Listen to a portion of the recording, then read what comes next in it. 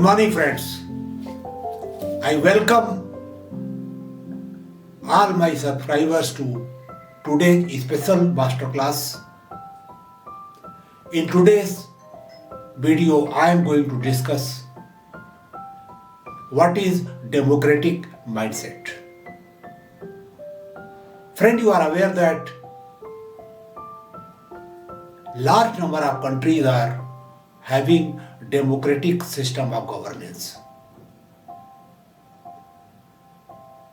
But how far that democracy is real or compromised?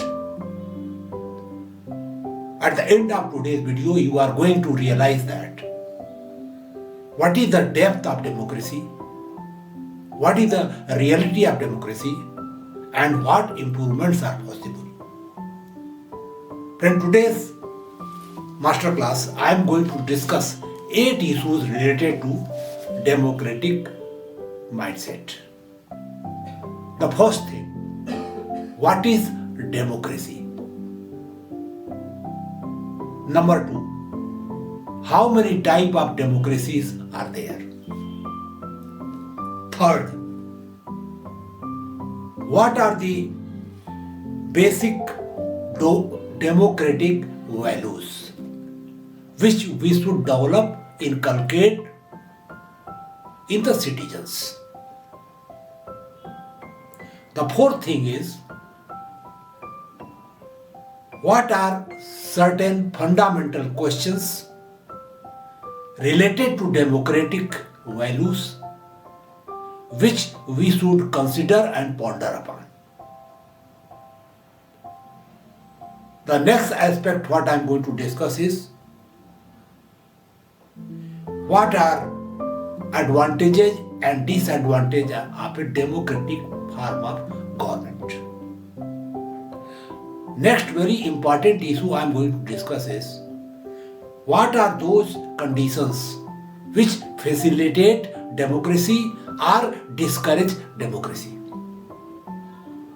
so that we can create such a situation if you want democracy to work. Then of course I am going to discuss the various elements of democratic mindset. And lastly I am going to tell you how you can develop a democratic mindset so that democratic system works effectively to full of its potential. But friend, before I start discussing point by point on democratic mindset in this masterclass, I am going to share certain things with those people who have come first time on my channel. First thing, there is a see difference between a video between attending a live class. So if you want to attend my live class on any subject, there is a link provided in the description box. There are 2 links. First is for free webinar and second is suggestion for free webinar. If a topic of your choice is already listed, you can register. And if not, you can suggest and we will invite. Second thing, after retirement from Central Civil Service of Government of India, I am working in the field of personality development, trying to create content for your betterment of your personality. So if you are interested in the subject of personality development, which is a universal subject of interest, you can participate in our debates, discussions. For that purpose, you can join our community platform that is called Prayas Manch. A link is there, you can click, give your details and you can join. The third very important thing, I personally believe that success depends upon our action and behavior, the way of working. Irrespective of the fact whether you are a student, working professionals, entrepreneurs, government officials, or retired person. And your action and behavior depends upon your belief system, value system, thinking. And your thinking, belief and value system are created from the information which you obtain from external world and experience which you go through, bad or good, in your life. And personality is the outcome of your experiences and information which you get. So friend, by altering your information setup in your mind and thereby changing your belief and value system, I am trying to change your behavior, your conduct, so that you can be successful in the area of your aptitude and interest. For that purpose, I am directing a special personality development program that is called Prayas Foundation Course. There is a link provided in the description box. A personality development link is there. You can click. You will find basic details of the course. I have created 5 modules, special modules, separately for students, working professionals, entrepreneurs, government officials and retired persons, taking into account their special requirement. If you want to understand details of each module, you are welcome to our website. Complete detail is available along with FAQ. All your doubts will be cleared. So please visit our website. And lastly, I want that even poorest of the poor person should be able to take benefit of this special course. For that I have made a special revenue model. But I require your personal assistance, cooperation. I am not demanding any money or financial assistance or any donation from you. What I am requesting is that if you have got more than 1 hour time free after doing all your current activities, you can donate that time to us. And during that period, sitting at your home or wherever you are, you can run this course, conduct this course on my behalf under my training and guidance. And I'm sure you will get some income also out of that. We have got some revenue sharing arrangement also. You can see details when you will click it. So there is a link provided of the activity partner. You can just click it. You will get the detail. If you are interested, you can join, you can register. Friend, I'm sure that you are going to check all these links and decide in what fashion you can help me. Now friend, let us discuss the topic of today. In today's masterclass, what is democratic mindset? But before going to that subject, you must understand what is democracy. A very simple definition has been given by Abraham Lincoln. People of the government, by the people, for the people. It simply means that ultimate power rests with people. The second thing, how many types of democracies are there? To simplify things, I will just tell that there could be 2 types of democracies, direct and indirect.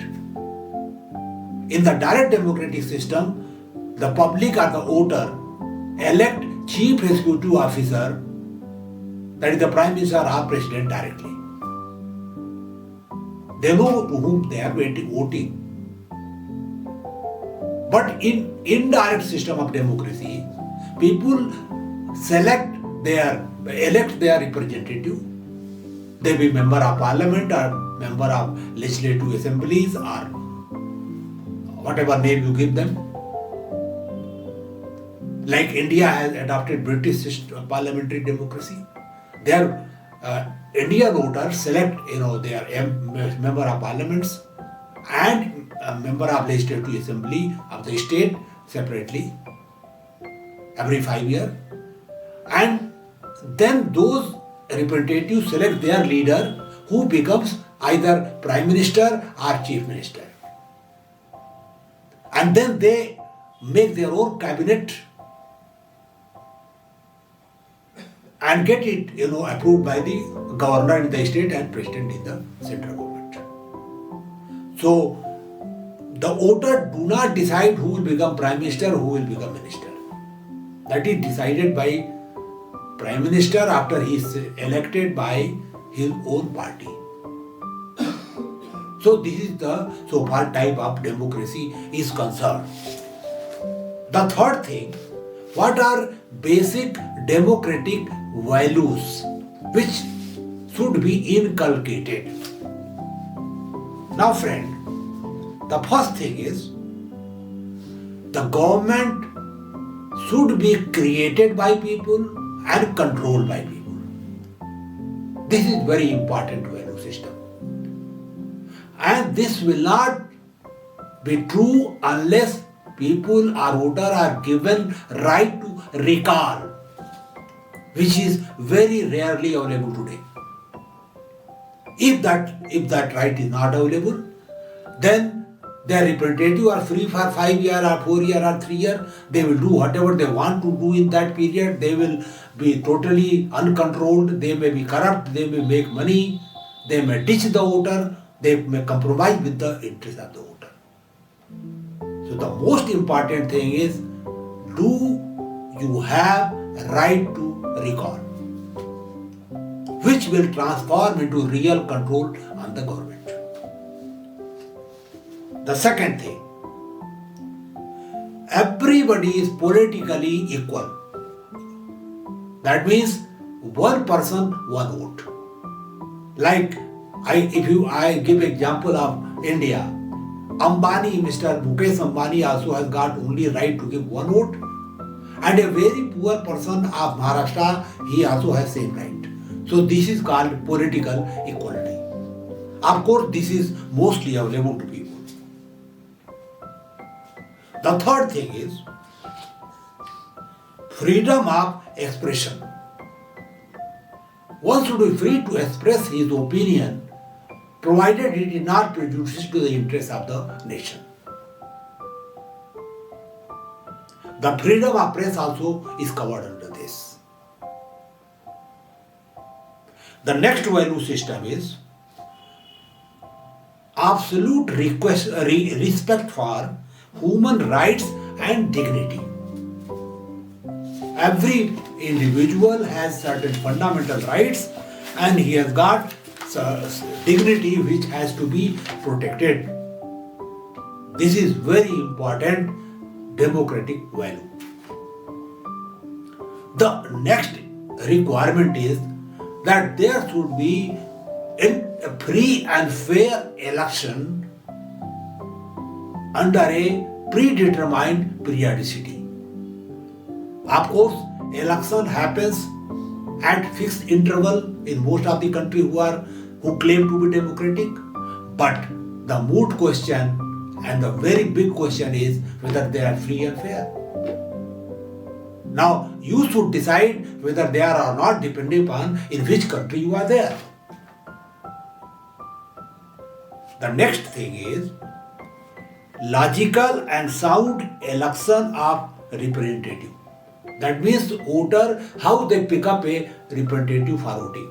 Do they see his character, his honesty, his dedication, or they follow caste and religion lines, or some other lines, or some locality regional feelings.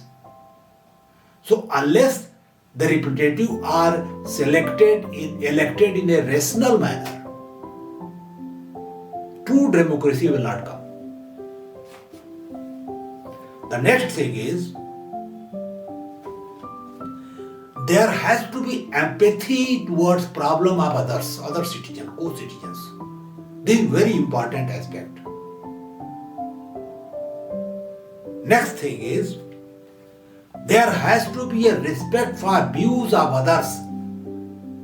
That means you must have tolerance towards difference of opinion, and you must be ready to discuss it in an objective manner and accept the outcome of such a discussion. And the last thing is, every citizen should be aware about his own duty as a citizen and should adhere to that duty, should follow that duty, do that duty.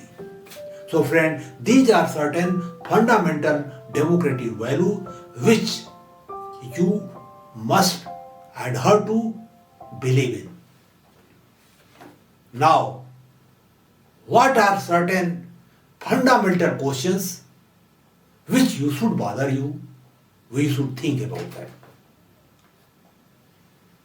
The first question: are people more happy in a democratic system or in an autocratic system? You must consider and answer yourself. The second question: is personal freedom more important than economic prosperity?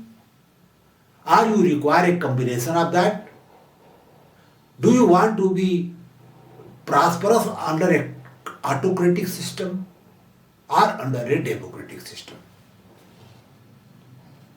The third fundamental question is collective wisdom better than individual wisdom?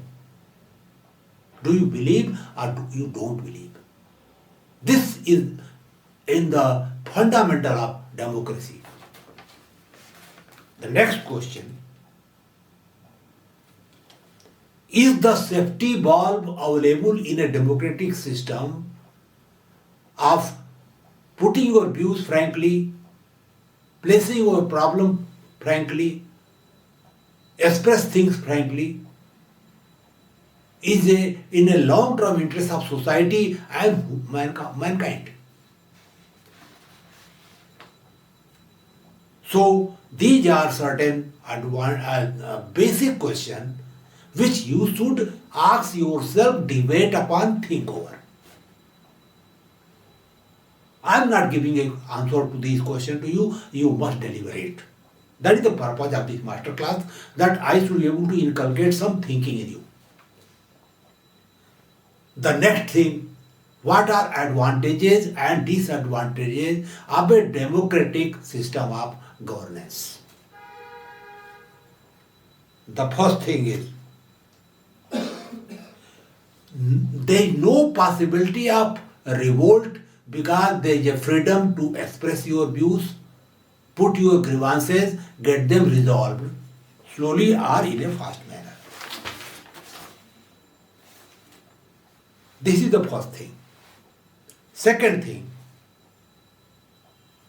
you can create a destiny of your own choice through a government of your own choice in a free manner. So these two fundamental advantages are there in a democratic form of government. But there are certain disadvantages also.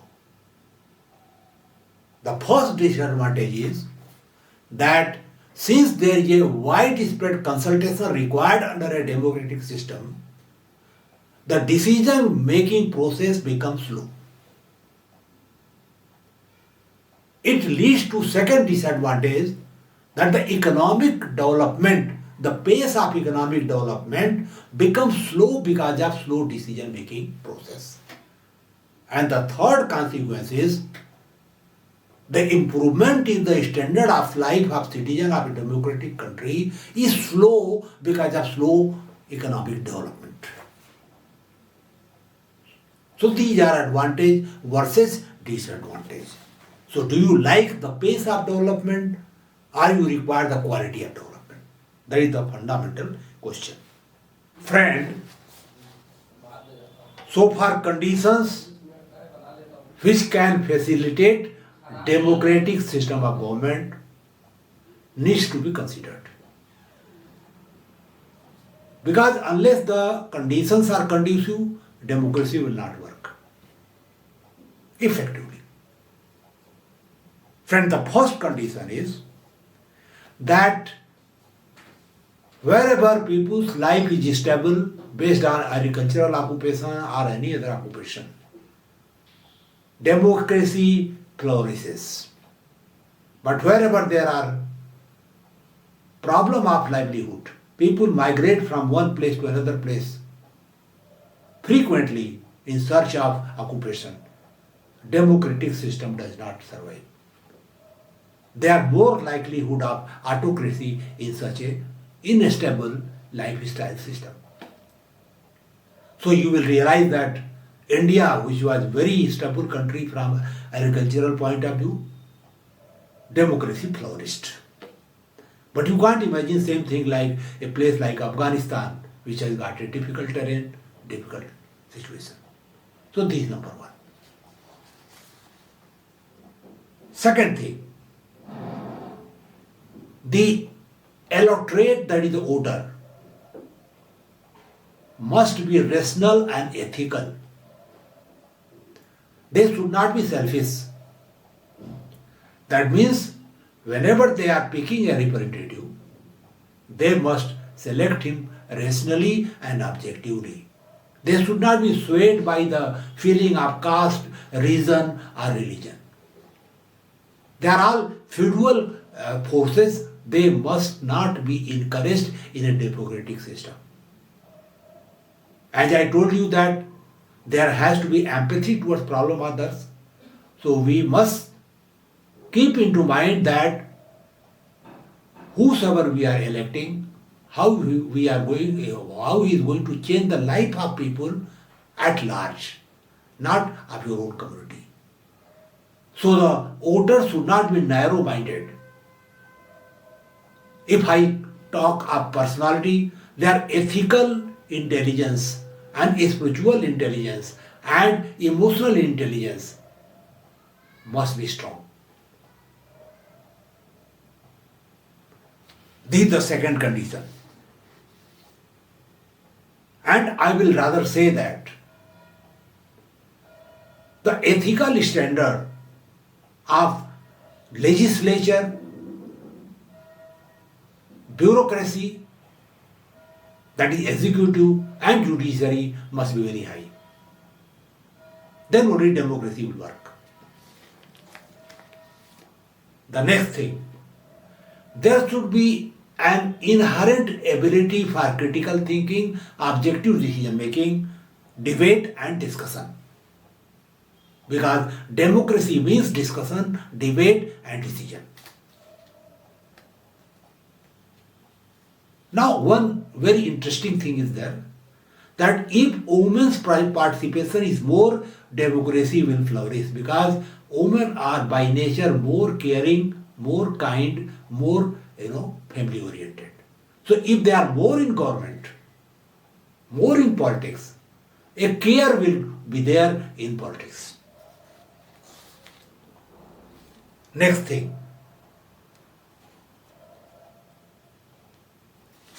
ability to debate and discuss has to be enforced, encouraged.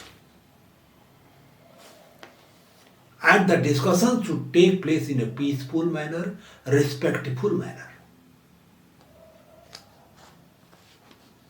The next thing is,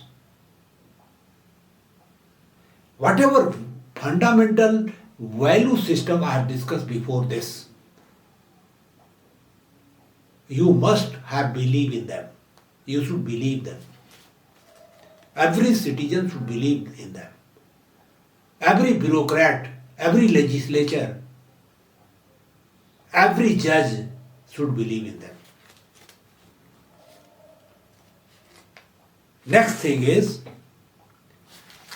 as I told you, that you must tolerate difference of opinion. So tolerance towards other opinion must be there. That means the index of agreeableness in your personality must be very high. You must be willing to consider other views in a empathic manner, consider them objectively, then decide on them. So this is very much required. The next thing is the question of economic equality. If there is a acute poverty versus acute richness, extreme richness or poverty, democracy will not work properly because the money power will play and distort the whole system of election. There cannot be free and fair election. Corporates will fund political parties and they will control them so far policies are concerned. And this is happening in most of the country, including USA, who is called mother of democracy. India is also mother of democracy. So if the economic disparity is very acute, democracy, true democracy will not flourish. Next thing is the impact of caste and religion must be zero. If they are effective, then there is no democracy. Next thing is, the right type of leaders are required. Right type of political leaders are required who are dedicated for people's welfare, country's welfare, welfare at large. So they should not be selfish and focus on their own wealth creation. Their ethical and emotional intelligence quotient must be very high. What is the correct position, you decide yourself, depending upon which country you are living. Next, there must be equality before law. Every person is equal before law. There is no discrimination. But if acute poverty is there, acute richness is there, money will play there also. Next, equal right to vote, I have already discussed. This is another condition which mostly prevails. Next,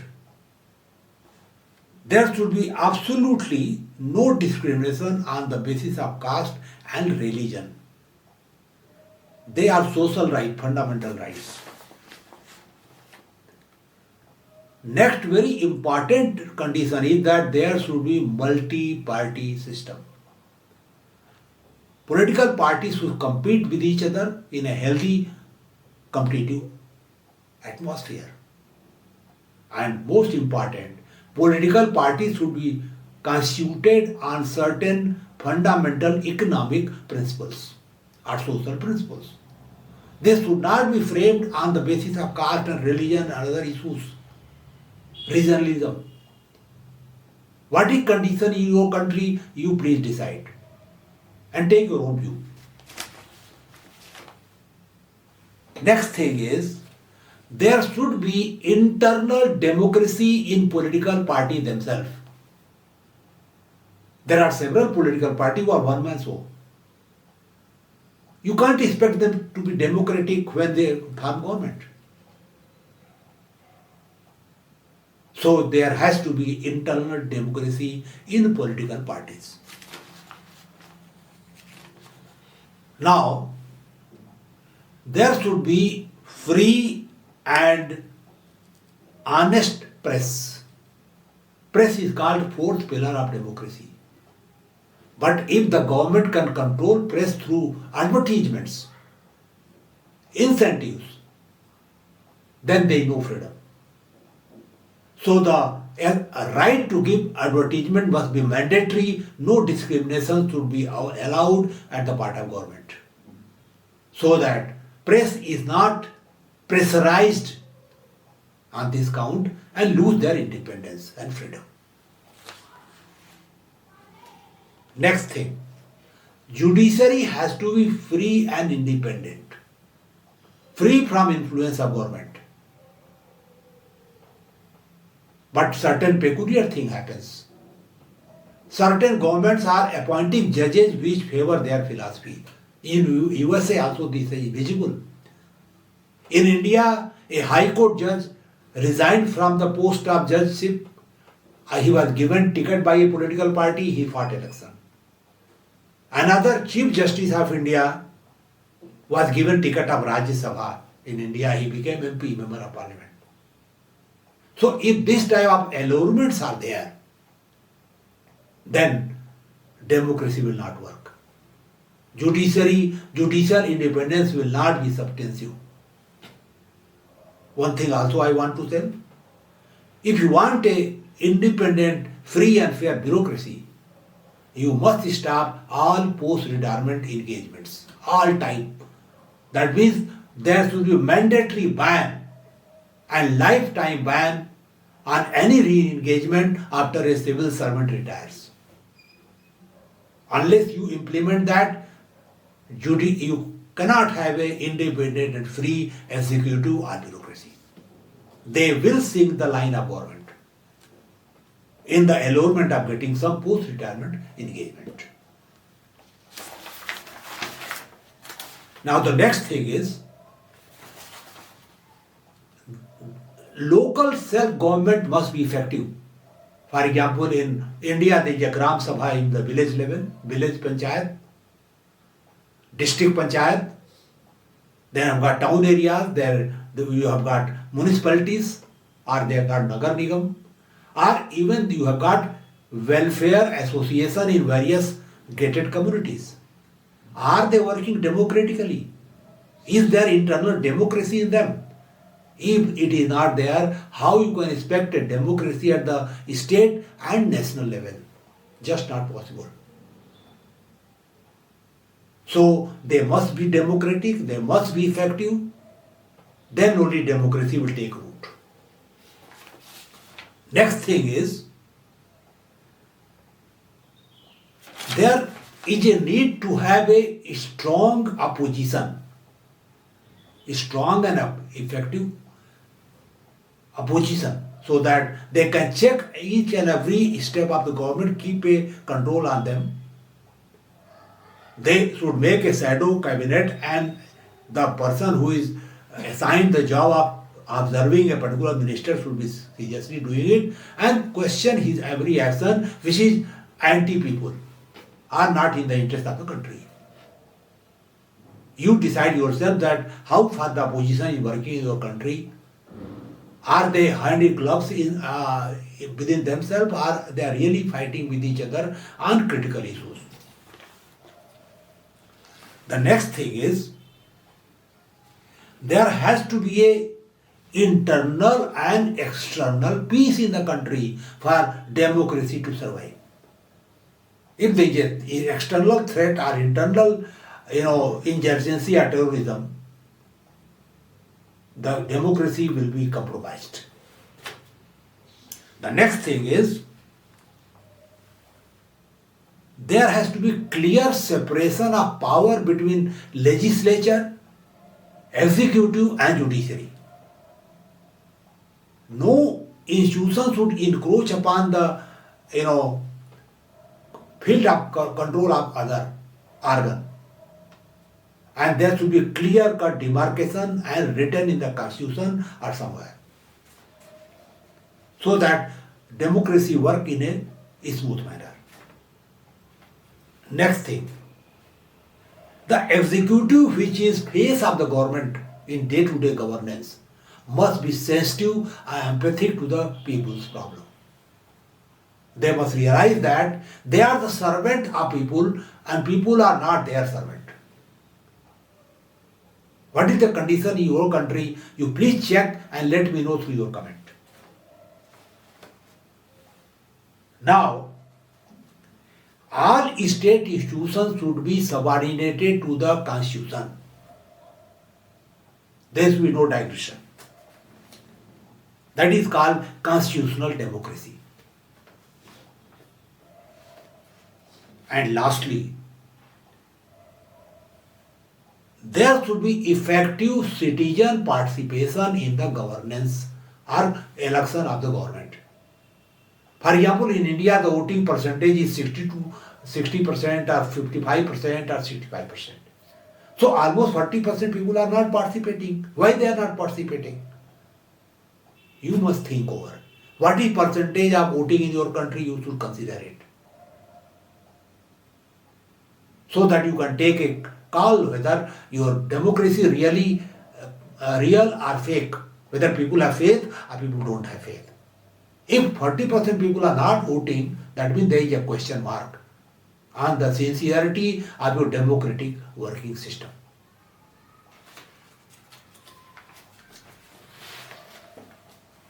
Now, let us discuss democratic mindset, the final outcome of this masterclass.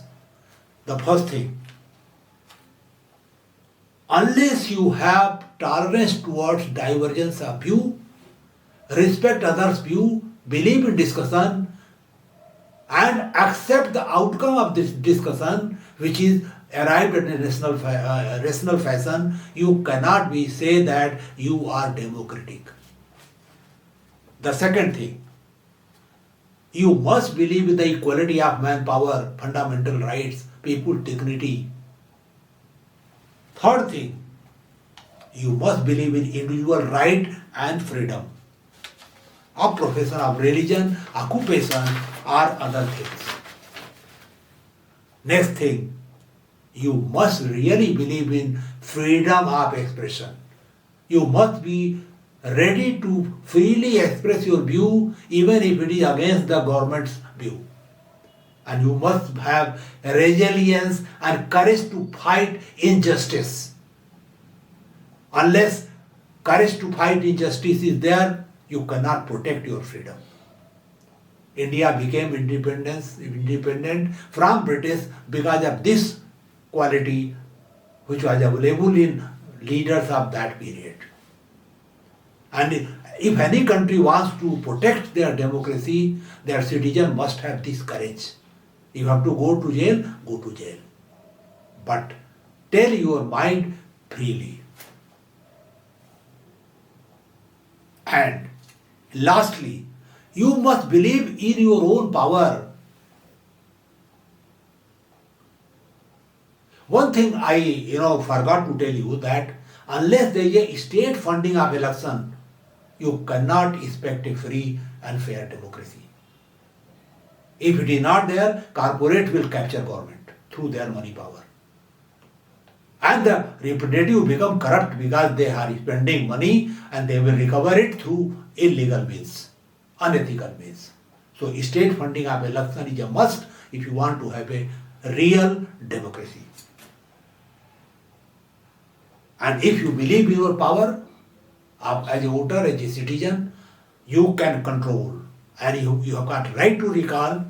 You can have really effective control over your representative. There is a concept of agency caste. That means your agent must not ditch you. Your representative is your agent in the parliament. Is he sincere to you? Are he not ditching your interest? Whether he is furthering his own interest as your caste. So you must be very careful that your agent must not ditch you. He should not breach your trust. Now friends, the most important part of this class, how a democratic mindset can be developed. First thing, children, students, they must be drilled in the democratic value, conditions, whatever I have discussed so far, in their classroom, in their syllabus, so that when they grow and become a matured voter, they get right to vote, they are able to exercise their vote in a rational manner, in a democratic manner, in a fruitful manner. The second important thing is, the education system of most of the country do not encourage questioning, creativity, debate, discussion, does not promote communication power. So if you want that your country should remain democratic, your democracy should flourish, your education system must encourage discussion, debate, questioning, creativity, innovation. If you do that, people will have thinking power and they will become a responsible electorate or voter. The third thing is the personality of children or students or even adult should be developed. As I told you that their emotional and spiritual quotient has to be very high, whether they are voter, whether they are a bureaucrat, or whether they are judge, or whether they are political leader. So, the level of intelligence, emotional intelligence, spiritual intelligence, and social intelligence must be developed. So far their nature is concerned, which is a very important part of personality, they must be encouraged to become somewhat extrovert. Their neuroticism level should be low so that they have got mental stability, resilience. The level of agreeableness must be encouraged. It should be enhanced so that they are willing to debate, discuss, consider others' viewpoint, take a rational decision. They have empathy towards others' problem. Their level of consciousness, devotion to duty, hard work, focus, concentration power, planned work should be encouraged so that they do their work sincerely. They were open to experience parameter must be encouraged, strengthened, so that they are innovator, they are creative, they seek solutions and they solve issues.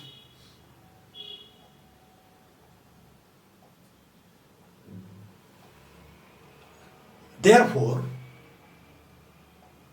I believe that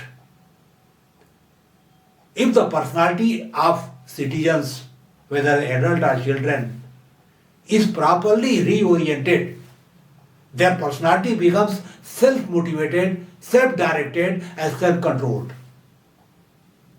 They will become a responsible electorate, they will become a responsible bureaucrat, they will become a responsible judge, they will become a responsible politician, and democracy will flourish.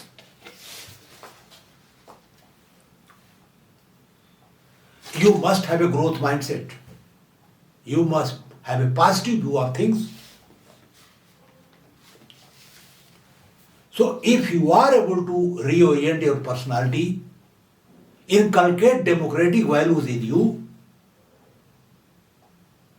then democracy will flourish and democratic mindset will grow. For example, if I am running Prayas Foundation course, as I told you in the beginning, this is my intention to transform your belief system so that your action is transformed and you become a responsible citizen. You succeed in whatever field you want to work, whether you're a student, working professional, entrepreneur, or government official, or you have retired. Unless you have got a well-developed personality, you cannot create a future of your choice. You cannot create a good democratic system. A democracy will not be effective. It will not be able to deliver. Today we are somehow discouraged that China is growing very fast, India is not growing so fast because of it is democratic and they are autocratic. I believe that democracy is 100% better than an autocratic system, one-party system. So we must work to strengthen democracy rather than criticize democracy. There are certain shortcomings I have discussed in this master class. If we can remove them, democracy is the best form of government, which gives you freedom of expression, gives you to grow as per your liking, gives you freedom of occupation, freedom of profession of your religion. Therefore, this system is a very good system, provided you develop a proper mindset for it. Friend, I want to conclude this session today by telling that please develop your personality, please develop your mindset which is attuned to this concept. But always keep in mind, health is wealth. If you are mentally fit, physically fit, then you can deliver whatever you want to deliver. Mental fitness cannot be achieved unless you keep away from garbage, negativity. Lot of garbage and negative information is available in social media and any other media. So you should keep away from that. Read good books, listen good podcasts on YouTube. Very good podcasts are available, long and short both. And if you want to have physical fitness, you must be active. You do exercise, walk, run, cycling, yoga, meditation, swimming, you do. And be careful when you eat something. Is it healthy? It is nutritious? Don't copy others. Keep away from fast food. Take positive mental food and positive physical food. You will be healthy, you will be effective, you will be successful. Friend, thank you very much for me listening this long discussion. I am sure that this master class will be of some help to you. If you feel that there was a value in this presentation, I am sure that you are going to share this video with us. And if you are not subscribed to our channel, please subscribe and press the bell button so that you can get notification of all the video which come in future. Thank you very much.